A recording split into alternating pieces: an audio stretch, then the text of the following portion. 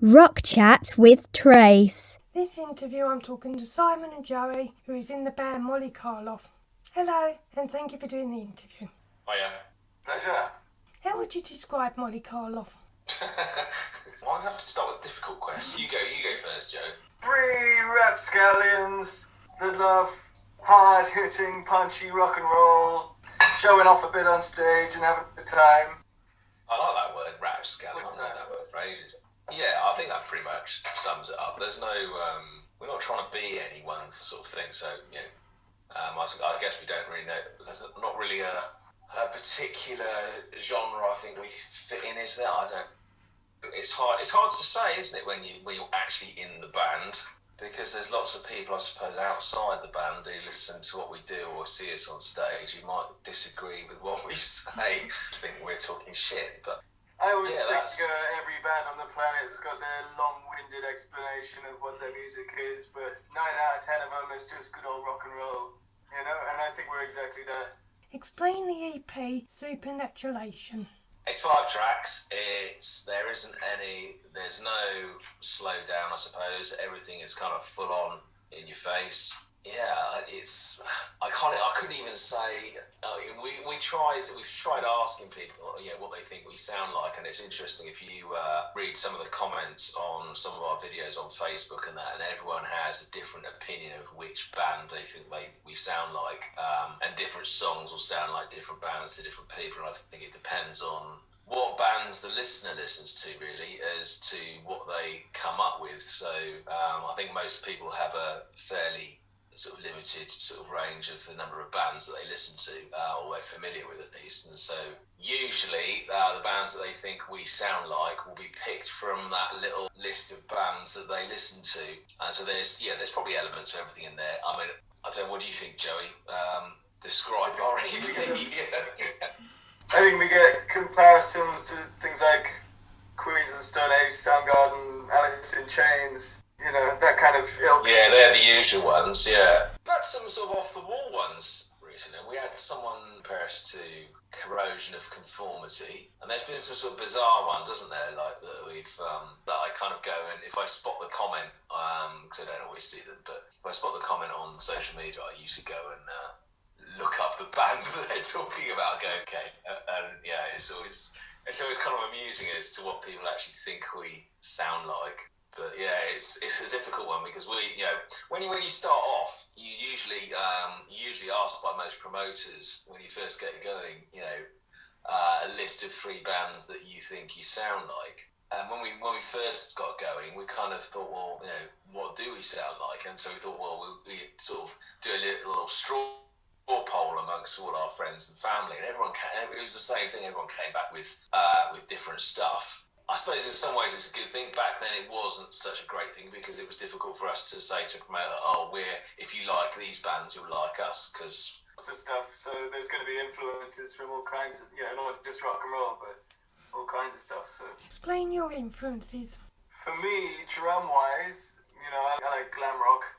I like more small-time bands like Rachel Stamp, Queen Adrena, that kind of thing, but always very hard-hitting, flamboyant drums. But that's just from the drum from behind the stool.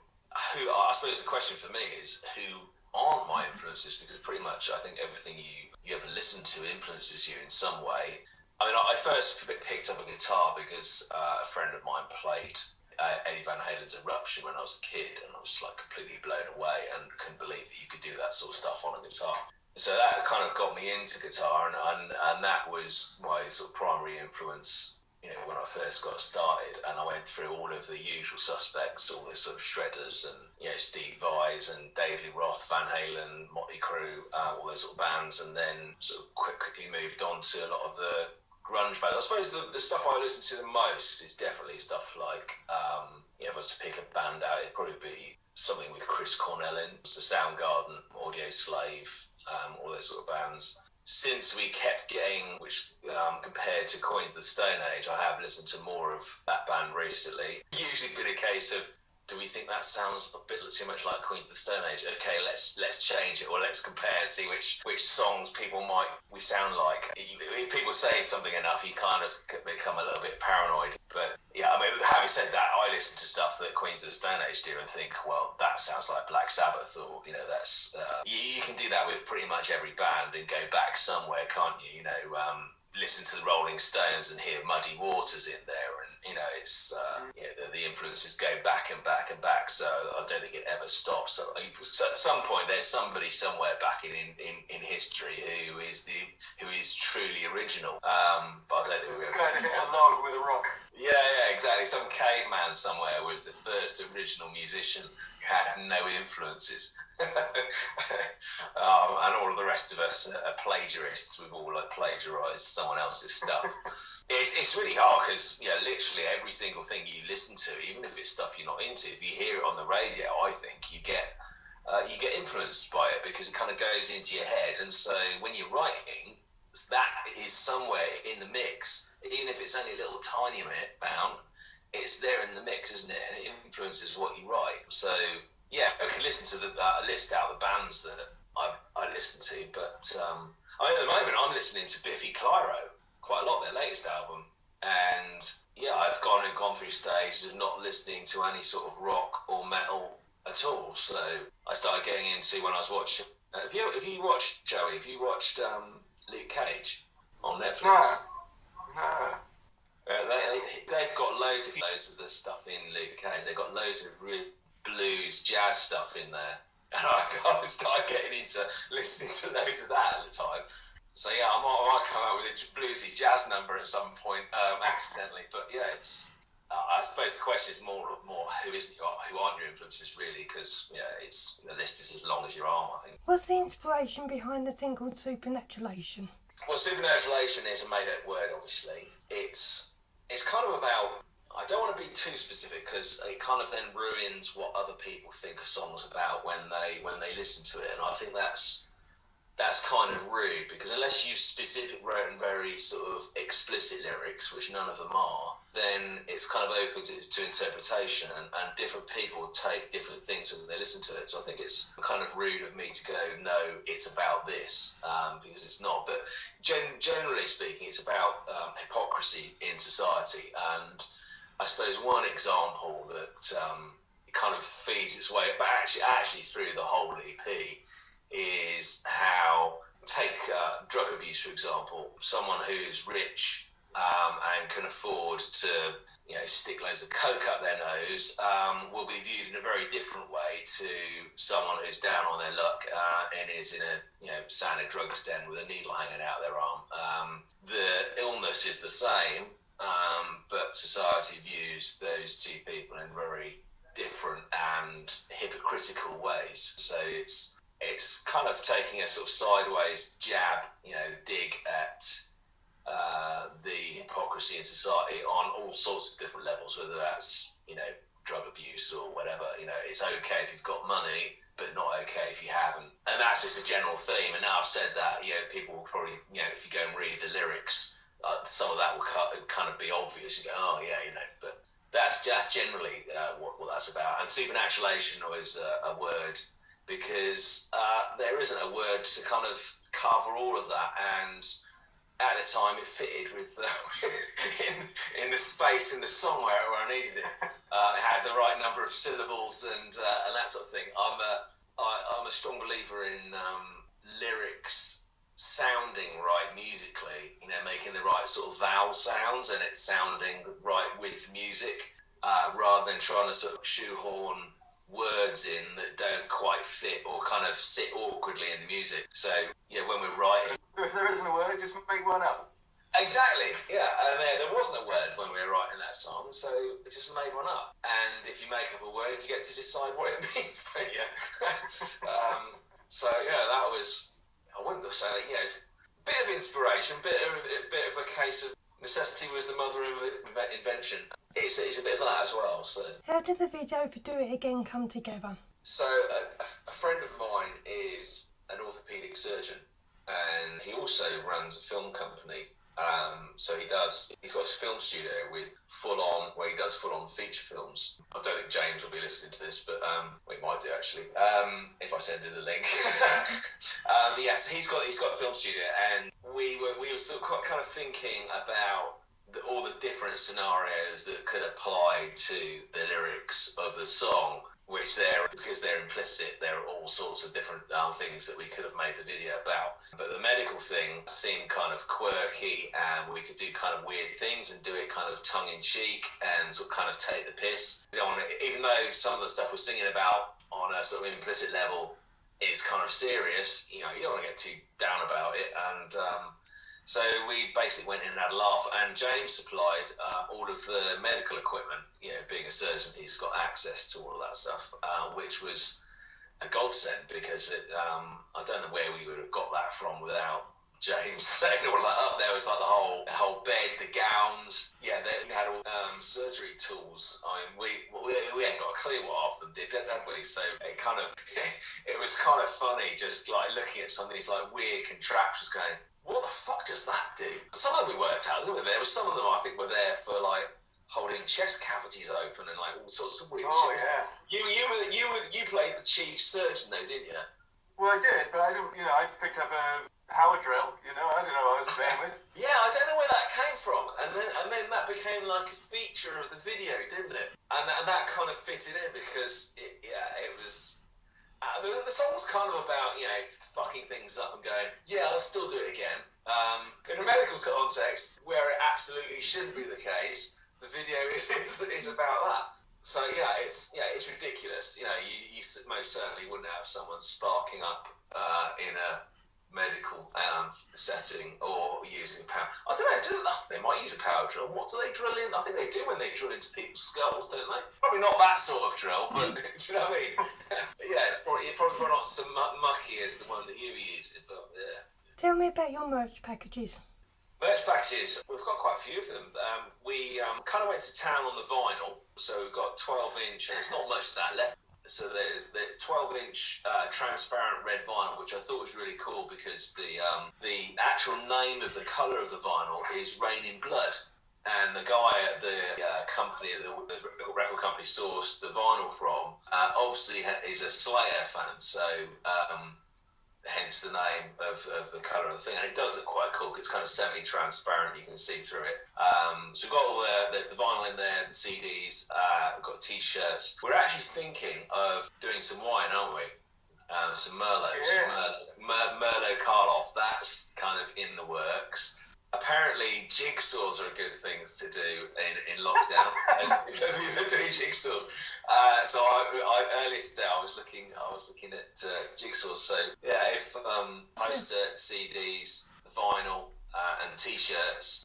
We did have other things that we used to sell, but we kind of sold out them, and then it started on new designs, and haven't kind of got round to doing that, because of course by now as well, we should have already finished the album and been thinking about launching that, not actually just recording, but the whole lockdown thing, as the tour didn't happen and all that sort of stuff, kind of has put us back a bit. And as you can probably guess, doing loads of marketing and spending money on marketing for the tour, and then having to refund everyone because it got cancelled, it's kind of screwed us on that front as well a little bit. But everyone's in the same boat, aren't they? So onwards and upwards, as they say. But yeah, those are the merch packages. We have signed some already, haven't we? Because we knew we were going to get locked down again, so we got together and signed some more stuff. So that when people say, "Can you?" Because they do all the time, you get a little message will come through on the vinyl's normally the one that people ask us to sign, and so we've signed a few of those as well. Hopefully, we don't run out of them. We could be more diverse, I suppose, with jigsaws and wine, do a jigsaw whilst drinking your Molly Karloff. Yeah, and then you don't really know what's going to sell and what isn't. And what I suppose, as you're kind of worried about, getting stuff in, and it just kind of sitting there and not selling, So the old trusted merch items, t-shirts and vinyl and CDs and that are there, obviously. And we've had other things, and we've had hoodies, and they sold out, and they didn't sell particularly quickly. Maybe it was because selling a hoodie in the summer isn't the sort of thing. Maybe we should have done it in the winter or something. We're not really business people at the end of the day, so yeah. I think they're really good, and if you do, then that means they officially are great. What have you been doing during lockdown? Well, writing, I think, is about the only thing you can do.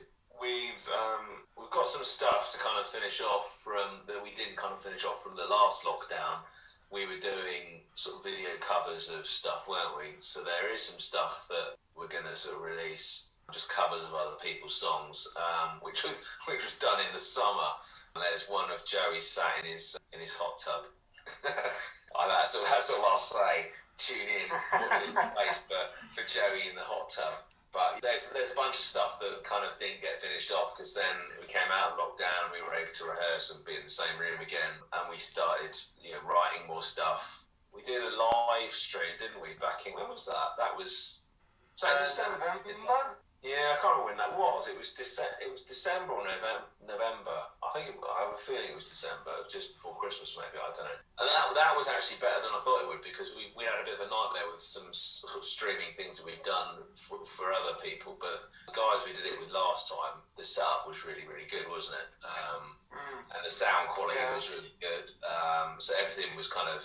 So it turned out like much better than I thought it was. It was kind of audio-wise, it was kind of on a par with anything you might see on the TV, wasn't it? I was quite surprised anyway that kind of a live stream performance would be like. I suppose it depends on what you were listening through, but if you listen to it through a normal stereo, it was really good sound quality. So I was quite surprised about that.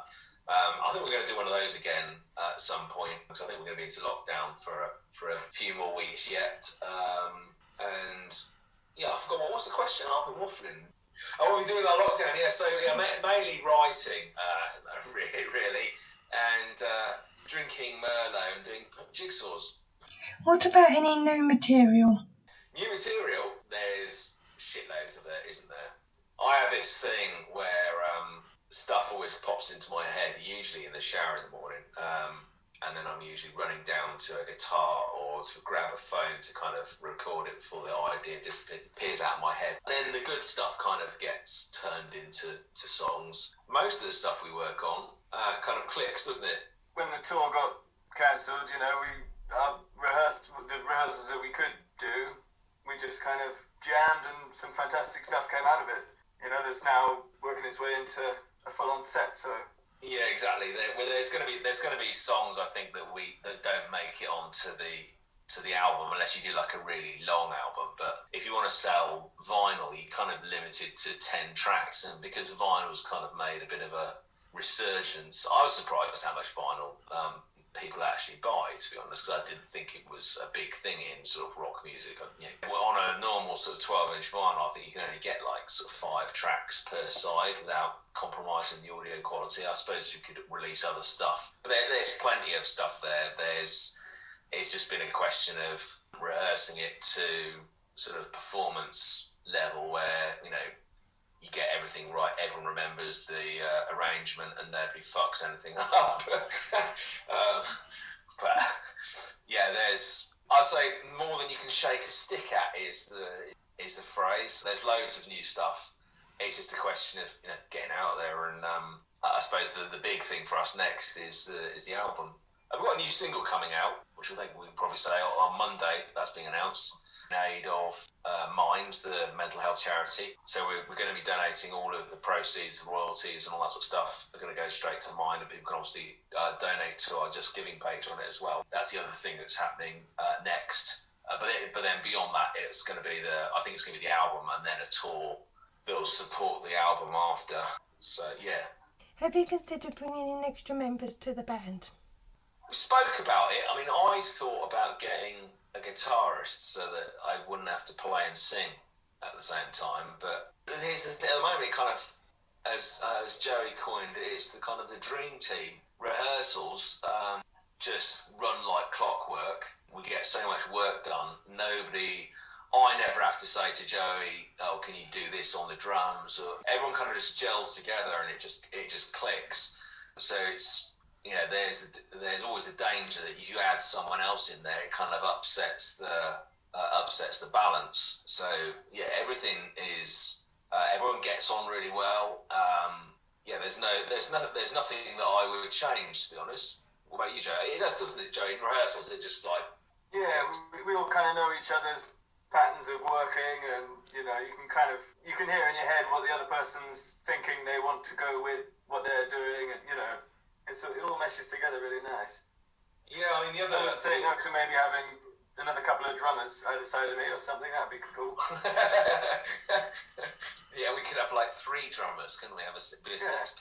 Yeah, I think everything. I wouldn't change anything really, to be honest. I mean, it'd be nice to. I suppose if you ever wrote something that you couldn't perform live, like if you had, I don't know, if Dan ever put some keys on a track or something like that, then you might get someone in, because obviously he can't play bass and keyboards at the same time unless he grows another pair of arms. But yeah, no, it's all crossed my mind from, you know, performance-wise, maybe getting another guitarist to do live, because then you wouldn't have to have a guitar strapped around you. That's about the only. But I don't think it would be from a permanent band member point of view, would it? I don't think. No, we all kind of know how each other works. I mean, the other day, it wasn't the other day, was it? It was weeks ago, like when we last rehearsed. We wrote that song from start to finish. It was finished inside 10 minutes. Just because everyone like gels together and there's not really much talking, is there? Play and everything kind of clicks together. And I think that's quite rare. So yeah, no, I think if we brought someone else in, that could sort of upset that kind of magic formula, couldn't it? So, you know, if it's not broke, don't fix it. When are you hoping to release a new album? As soon as we finish recording it. At the moment, we're kind of working towards later this year, October time, I think. But of course, that was the case last year, so we're currently a year behind schedule at the moment. Is what we were planning to do during the tour is we were going to finish off the writing, and at some point in between because the tour was going to be split into 2 halves, go into the studio and record the album. But of course, that kind of got scuppered because you couldn't go in and do stuff that we'd planned. So, and we weren't touring and rehearsing like we were. So I would say we're about a year behind schedule, aren't we? Yeah. But so is everybody else, so, you know. Yeah, everyone is, unless you'd already recorded something beforehand. But even then, people have delayed releasing stuff that's been recorded, a long time before, just because, things, I don't know, record companies decide that it's not the right time or whatever. It's difficult for everyone. So that's the plan, but who knows? It's not been recorded. We haven't got into the studio yet to do that. So we're kind of waiting until we're allowed to do that. So we're in a position to do that as soon as we can. Go in, get it recorded, and then it's just a question of when the record company wants to release it, really. Molly Karloff released Supernaturalation on March the 6th, 2020, and I'd like to thank Simon and Jowie for joining me for this interview. Cheers, thank you.